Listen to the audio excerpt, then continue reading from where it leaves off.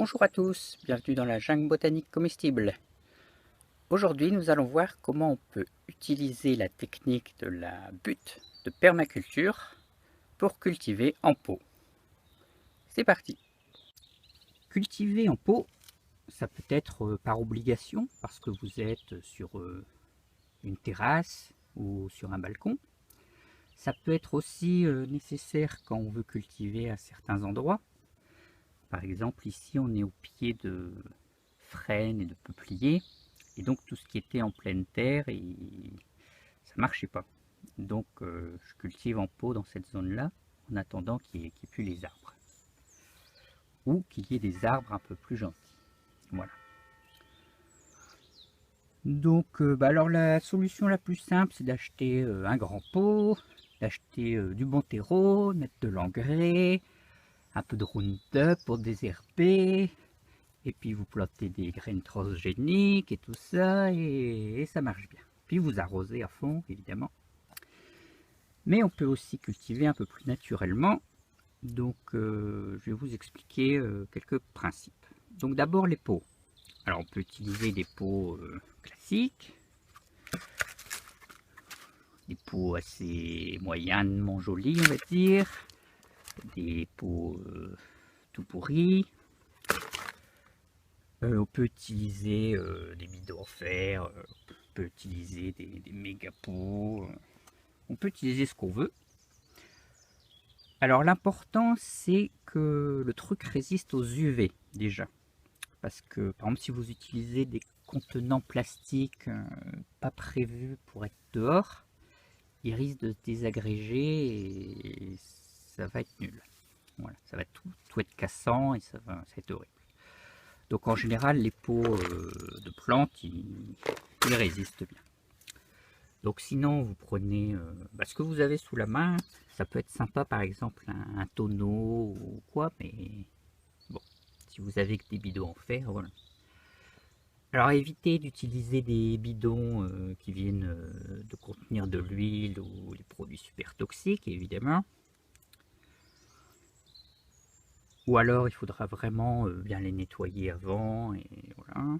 Bon, pour ça moi j'utilise plutôt des vraiment vieux bidons qui commencent à être tout rouillés. Comme ça je suis sûr qu'il n'y a plus aucun truc dedans, et voilà.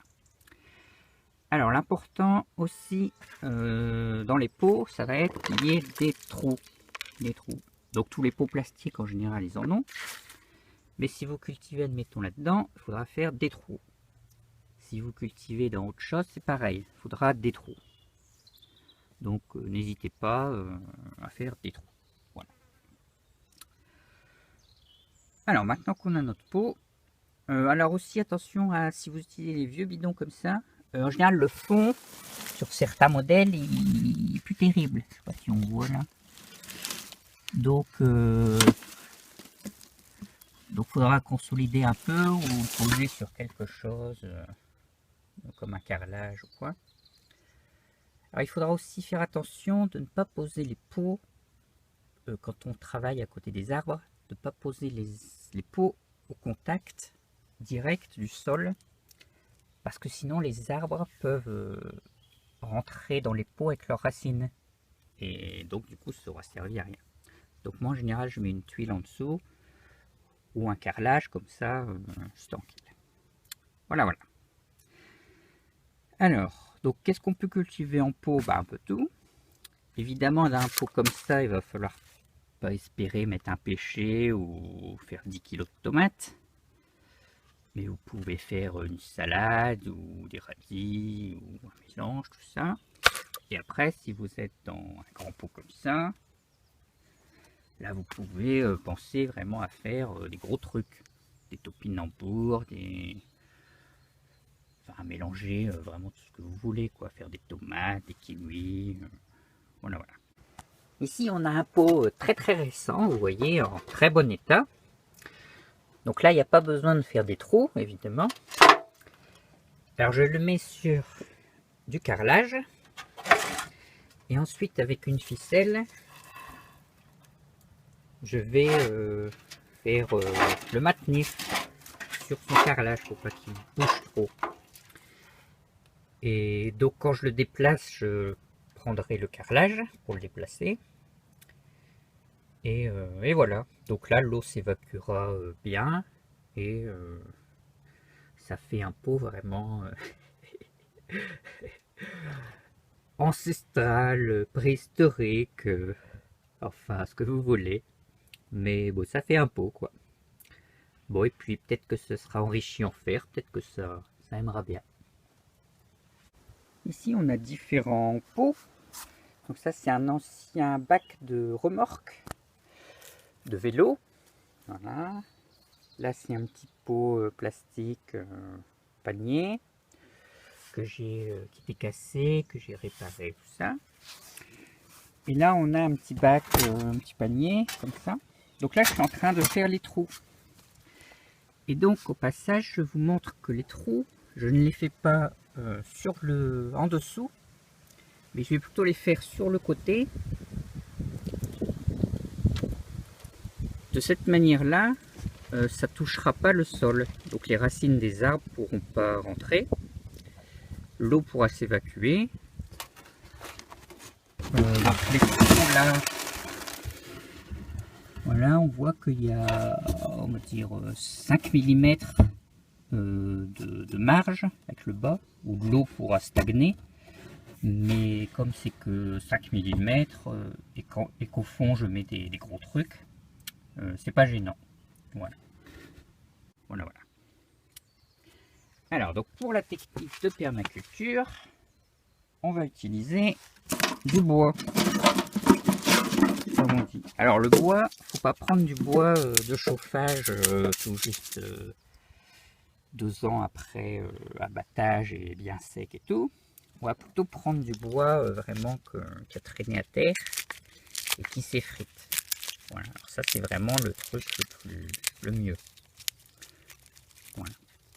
Donc s'il a déjà été vraiment à l'humidité, il va être tout mou, il va déjà être humide. Bon, sinon il se réhydratera et voilà. Donc on prend ça. Alors généralement au fond, moi ce que je fais, c'est que je mets d'abord des bois plutôt cassants pour éviter que les trous ils se bouchent en fait. Un peu comme si on mettait des petits cailloux ou un truc pour drainer. Voilà. Donc plus votre pot est gros, plus c'est simple, parce que sinon les trucs ils vont être petits. Voilà. Ça. Alors quand vous utilisez des trucs comme ça, en général, il va y avoir des bêtes dedans. Donc si vous avez peur des bêtes, ça va être dur. Faire des fourmis, plein de trucs. Donc s'il y a des fourmis, vous pouvez laisser le bois un peu traîner pour que les fourmis s'en aillent. Sauf si elles ont élu domicile là, mais voilà, c'est pas trop grave. Après, évitez quand même que ce soit trop infesté de choses inconnues. Vous n'allez pas connaître les autres. Donc on met un petit peu de bois. Ensuite, moi je mets un petit peu de feuilles et puis de trucs mous pour que ça fasse le mélange, que ça fasse bien, on va dire. Et ensuite vient la terre. Donc on va prendre un peu de... Alors ça c'est de l'argile, j'en parlerai après. Oui, de la grosse argile ici. Donc là j'ai pris un petit peu comme ça. Parce que l'argile c'est bien, mais vraiment à petite dose. Donc voilà. Ensuite je me prends un petit peu de mes anciens pots, avec lesquels je mets un peu de sable et tout ça. Voilà. Ensuite on met un petit peu de bois.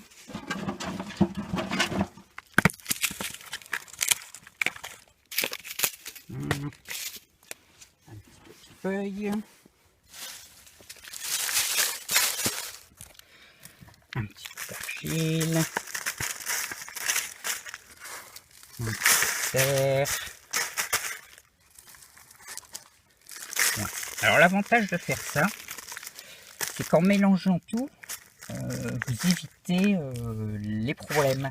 Parce que par exemple, si vous mettez de l'argile à 100%, ça va être trop étanche, ça va trop retenir l'humidité, ça va faire tout mourir, c'est pas terrible. Si vous mettez que du sable, ça va être trop drainant, puis il n'y aura pas de matière organique. Si si vous mettez que des feuilles, bah, au départ, ça sera difficile à démarrer.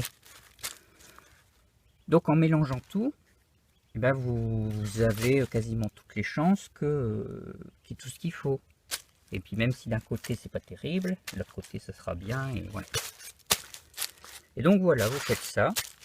Et puis ensuite, eh ben, vous allez planter ce que vous voulez dedans. Voilà. Donc ça marche vraiment bien, mais suivant ce que vous utilisez, des fois vous pouvez rencontrer des problèmes. Alors là, je vais vous parler pourquoi il ne faut pas utiliser de l'argile à 100%, même dans cette technique-là.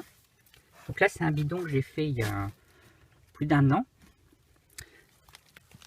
Ça, c'est du cerisier qui était avec des champignons, donc qui était déjà en train de se dégrader. Tout ça. Vous voyez, tout mou. Alors, il retient bien l'humidité là. Donc, c'est vraiment bien. Hop, on va le mettre là. Et donc, j'avais mis plein de trucs, mais après, j'ai mis de l'argile, parce que j'avais que de l'argile.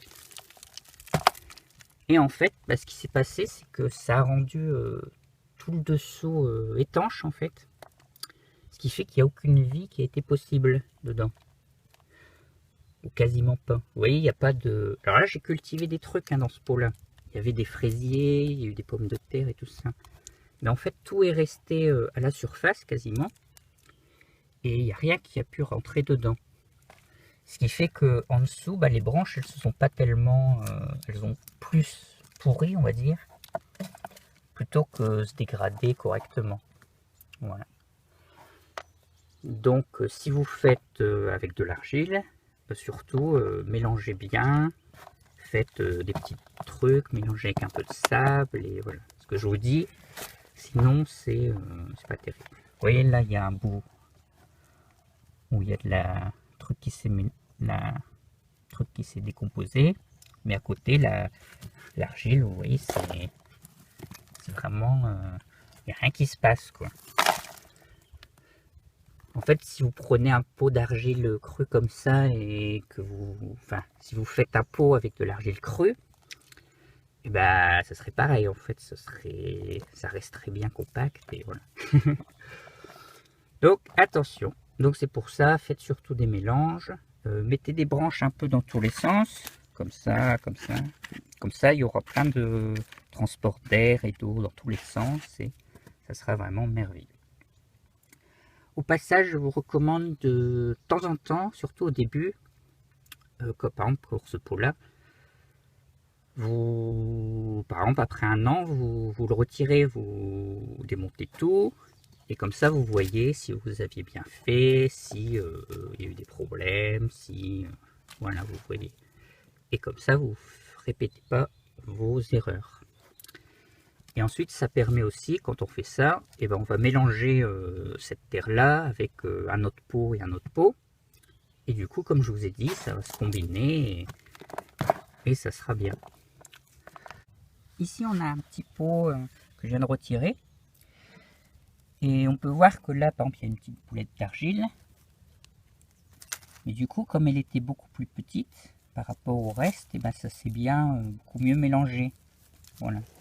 Donc là, les vers de terre, ils ont pu un peu plus travailler. Vous voyez, l'argile, les petites boulettes, elles commencent à se défaire.